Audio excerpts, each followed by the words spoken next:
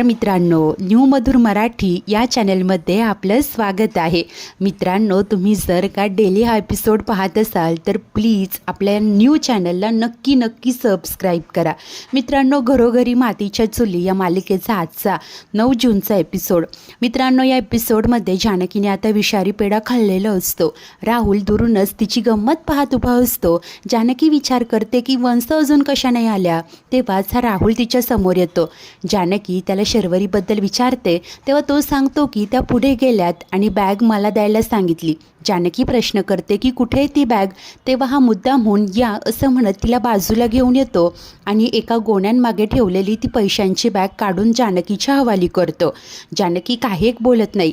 राहुल देखील साळसूतपणाचा आव आणतो आणि येतो मी असं सांगून तो आता बाजूला लपून बसतो। जानकीला मात्र आता पेढा खाल्ल्याने त्रास होणार असतो। आता या राहुलने शर्वरीला फोन केलेला असतो।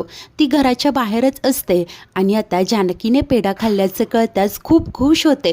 ती म्हणते की आता पुढच्या 5 मिनिटात ती बेशुद्ध पडणार आणि तासाभरात तिचं पार्सल देवाकडे डिलिव्हर। वा, काम झालं की मला मेसेज कर, मी आलेच आहे घरी असं सांगून ती फोन कट करते। त्यानंतर इकडे जानकीला मात्र आता त्रास व्हायला सुरुवात होते। तिला गरगरत असतं आणि राहुल मात्र खुश होऊन आता काउंटडाऊन सुरू करतो आणि इतक्यात जानकी आता चक्कर येऊन खाली कोसळते। तेव्हा आता ती बेशुद्ध होते। राहुल तिच्या पुढे येतो आणि आता पैशांची बॅग उचलून तिकडनं निघून गेलेला असतो आणि आता पैशांची बॅग मिळताच त्याने या शर्वरीला मेसेज केलेलं असतं काम झालंय। तेव्हा ती दाराशी आलेली असते। मेसेज पाहताच ती खूप खुश होते आणि मनाशी विचार करते की माझ्या वाटेतला हा मोठा काटा देखील गेला आणि आता ती खूप तोऱ्याने खुश होत असते, गुरमीत असते। तेव्हाच भाजी निवडत असलेली ऐश्वर्या तिला हेरते आणि मनाशी विचार करते की ही तर आली आहे, परंतु जानकी अजून कशी आली नाही। अवंतिका आणि ऐश्वर्या तिथेच असतात। दोघींनाही जानकीचीच काळजी वाटत असते। इतक्यात ही शरू आता खूप खुश असते। तोऱ्यानेच ती पुढे येते आणि टाळ्या वाजवतच ऐश्वर्याला म्हणते की काय गं, तू तर माझी सेवा करणार होतीस ना, जानकी वहिनीला तसं सांगितलं होतं ना तू। ती लगेच तोऱ्याने आता खुर्चीत बसते, पाय समोर ठेवते आणि ऐश्वर्याला सांगते की माझे पाय खूप दुखत आहेत, चल जरा दाबून दे।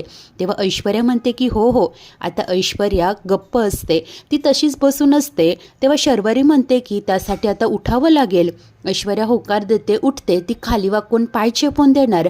तेच आता ही शरू तिला खाली बसायला सांगते।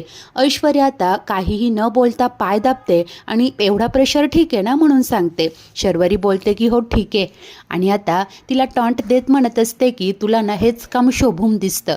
तरीही ऐश्वर्या काही एक बोलत नाही। तिकाला देखील हे सगळं पाहवत नसतं। त्यानंतर आता ही ऐश्वर्या मुद्दामून म्हणते की अगं जानकीला फोन कर ग। आता हे ऐकताच या शरूच्या तोंडचं पाणीच पळतं। तर आता ऐश्वर्या म्हणत असते की हो जानकीला फोन कर ना, तिच्याकडे ना एक तेल आहे, यांचे पाय खूप दुखत आहे ना, त्या तेलाने इतक्यात बरे होतील। अवंती देखील मुद्दामून बोलते की बाम आणू का, बाम लावला की मस्त पटकन बरे होतील पाय। तेव्हा शरू घाबरते, पटकन पाय बाजूला करते आणि म्हणते की नाही काही नकोय मला बाम वगैरे, माझे पाय आता ठीक आहेत। तिचं ना डोकं खूप दुखतंय आणि ती ऐश्वर्याला तिच्यासाठी स्ट्रॉंग कॉफी करायला सांगते। ऐश्वर्या आता तिकडनं वैतागत आलेली असते, तिचा खूप संताप होत असतो। किचनमध्ये येऊन ती कॉफी बनवायला घेते आणि म्हणत असते की आता ना अशी कॉफी देते ना हिला की पुन्हा जन्मात माझ्या हातची कधी कॉफी पिणार नाही। तेव्हाच अवंतिकाही किचनमध्ये येते आणि ऐश्वर्या तिला म्हणते की अगं जानकी तर म्हणाली होती ना ही देवळात पैसे घेऊन जाणार, ही तर आली आहे, परंतु जानकी कशी नाही आली अजून। अवंतिका घाबरूनच म्हणते की मला तर आता वेगळीच भीती वाटतेय, त्यांनी जानकी वहिनींना काही केलं तर नसेल ना। तेव्हा ऐश्वर्या बोलते की नाही ग, असं काही बोलू नकोस ग बाई वाईट तू, एकतर जानकी आली नाहीये, मला तिची खूप काळजी वाटते। अवंतिका म्हणते की हो ना, आणि तुला असं वाटत नाहीये का शर्वरी वंश मुद्दामून आपल्याला अडकवताय। बघ ना, आधी त्यांनी तुला पाय चेपायला लावले, नंतर ही कॉफी बनवायला लावली। आपण जानकी वहिनींना शोधायला जाऊ नये ना, म्हणून त्या मुद्दामून आपल्याला अडकवताय। ऐश्वर्या सांगते की हो ग, बरोबर आहे, कळतंय मला, मुद्दामच करताय त्या, पण आपण अडकायचंच नाही। अवंतिका प्रश्न करते की म्हणजे। ऐश्वर्या चुटकी वाजवत सांगते की एक आयडिया आहे। ती पटकन जाऊन गोळ्यांची एक डबी घेऊन येते, या असतात लूज मोशनच्या गोळ्या। आता एक गोळी त्या कॉफीत टाकते आणि पुन्हा वैतागून म्हणते की एकने काय होतंय, पुन्हा 5-6 गोळ्या त्या कॉफीत मिसळते आणि हसतच म्हणते की स्ट्रॉंग कॉफी हवे ना, आता घे स्ट्रॉंग कॉफी। आणि अवंतिकाला सांगते की त्या जोपर्यंत या कॉफीत अडकून राहतील ना तोपर्यंत आपण जाऊन पटकन जानकीला शोधूया. अवंतिका विचारते की म्हणजे? तेव्हा ऐश्वर्या सांगते की म्हणजे लोटा परेड. आता दोघीही हसत असतात आणि आता ही कॉफी तिकडे या शरूला पाजणार असते.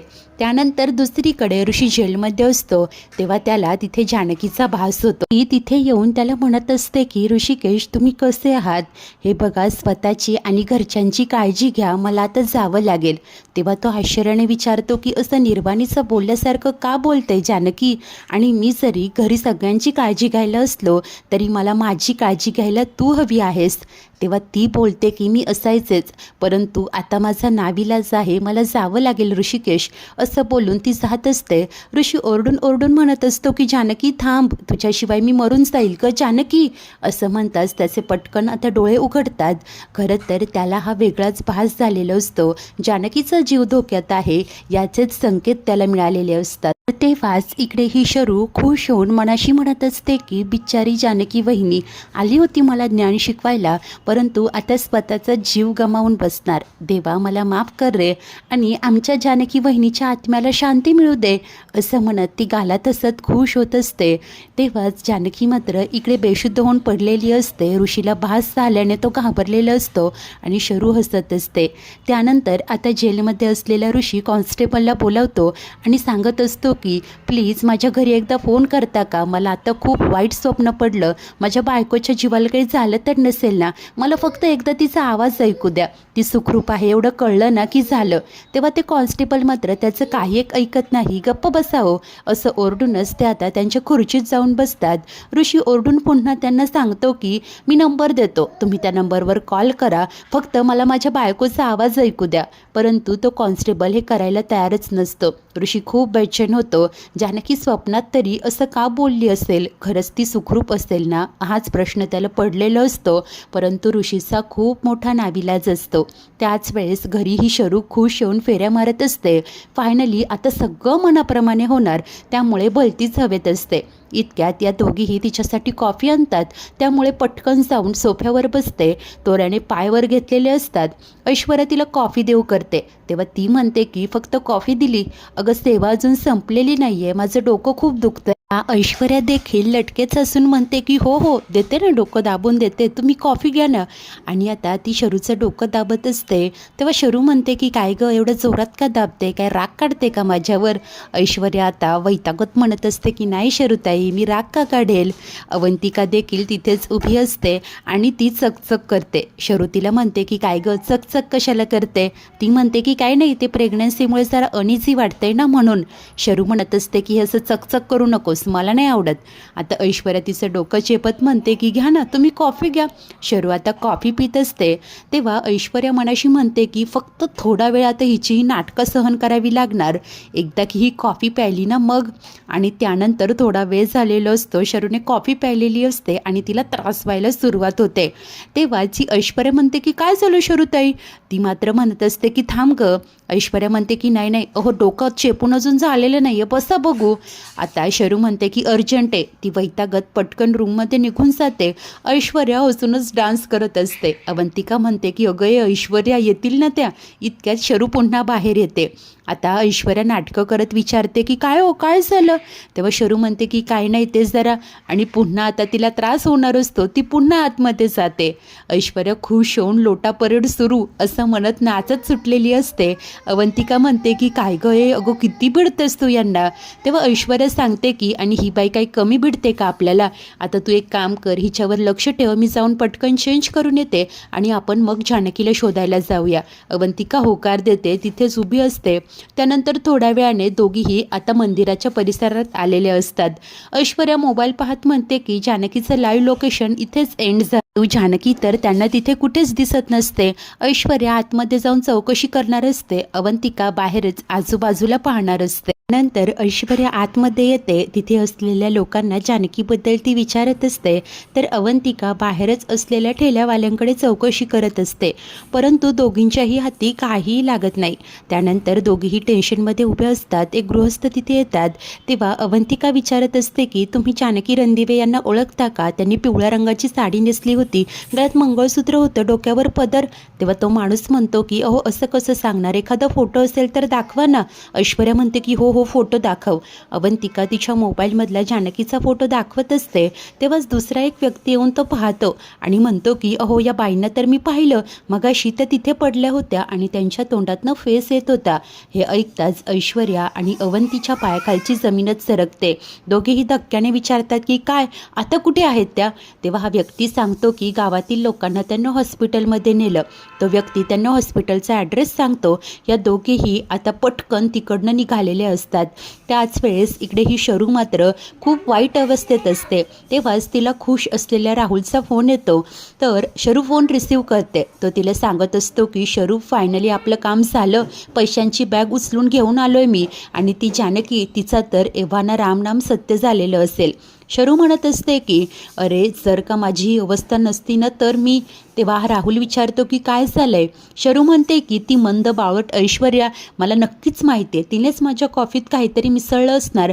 कॉफी प्यायल्यापासूनच मला हा त्रास व्हायला लागला. पुन्हा तिच्या पोटात कळ आलेली असते. ती म्हणते की ठेवते मी, बोलूया नंतर. आणि ती लगेच फोन कट करून वॉशरूमकडे निघून जाते.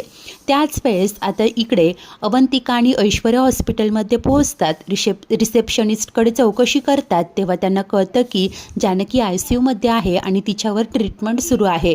दोघीही आता पटकन ICUच्या दिशेने आलेले असतात. आतमध्ये डोकावतात. समोरच त्यांना जानकी दिसते.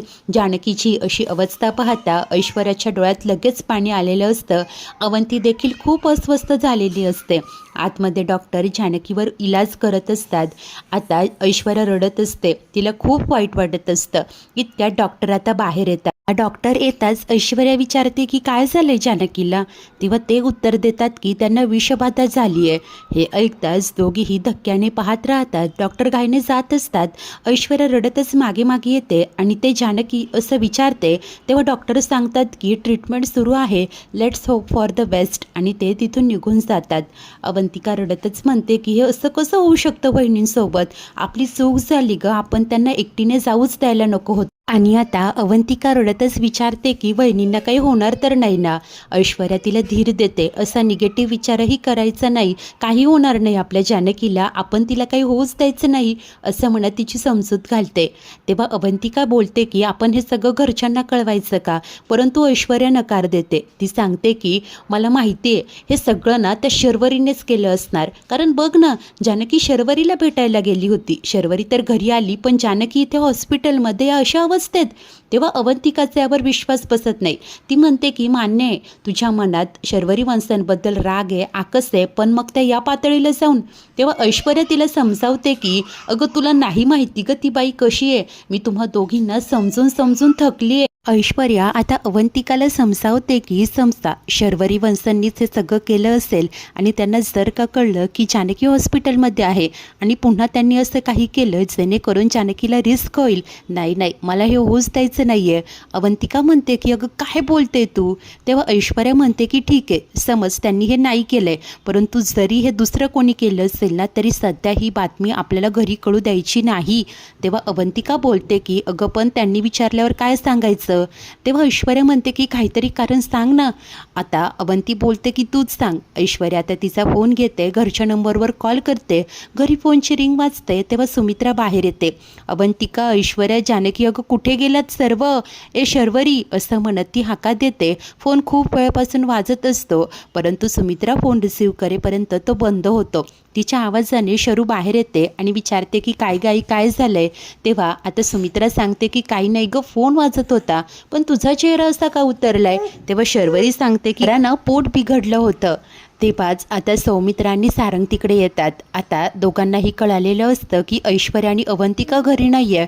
सौमी म्हणतो की ही अवंतिका पण ना, मी कितीदा सांगितलं की घराबाहेर जाऊ नकोस, पण असं म्हणत तो तिला फोन करणार. इतक्यात समोरनं अवंतिका येते. तिला पाहतात शर्वरी आश्चर्याने अवंतिका असं उद्गारते. मित्रांनो, आजचा एपिसोड इथेच संपतो. तर पुढील भागात आता ऐश्वर्या हॉस्पिटलमध्येच थांबलेली असते. तेव्हा डॉक्टर तिला सांगतात की विष त्यांच्या पूर्ण शरीरात पसरलंय, तुम्ही देवाकडे प्रार्थना करा. ऐश्वर्या रडत असते, खूप घाबरलेली असते. इकडे जानकीला प्रचंड त्रास होत असतो. ऋषीला मात्र जानकीचा जीव धोक्यात आहे याचीच संकेत असतात आणि तो घाबरूनच देवाकडे प्रार्थना करत असतो की देवा प्लीज काहीही कर, पण माझ्या जानकीला काही होऊ देऊ नकोस, माझ्या मनातली ही शंका खोटी ठरव. तेव्हाच ही शरू इकडे आता रूममध्ये असते आणि म्हणत असते की पेशन्स शर्वरी, पेशन्स ठेव, जानकी वहिनी गेल्याची बातमी नक्कीच येणार. आणि तेव्हाच इकडे जानकीला मात्र धाप लागत असते, प्रचंड त्रास होत असतो. मित्रांनो, अशा प्रकारे आता जानकीचा जीव धोक्यात आहे. आता जानकी देवाच्या कृपेने कशी वाचणार, पुढे शर्वरीचं बिंग फोडून आता विक्रांतबद्दलचं सत्य दोघीही कसं जाणून घेणार आणि शर्वरीच्या मुसक्या कशा आवळल्या जाणार पाहणे खूप उत्सुकतेचे असेल. अशाच नवनवीन भागांच्या डेली अपडेट्ससाठी आपल्या न्यू मधुर मराठी या चॅनलला नक्की सबस्क्राईब करा. मित्रांनो, हे चॅनल नवीन आहे, तुमचं एक सबस्क्रिप्शन आम्हाला खूप मोटिवेशन देऊ शकतो, त्यामुळे रेड आयकॉनवर प्रेस करा आणि या चॅनलला नक्की सबस्क्राईब करा. थँक्यू.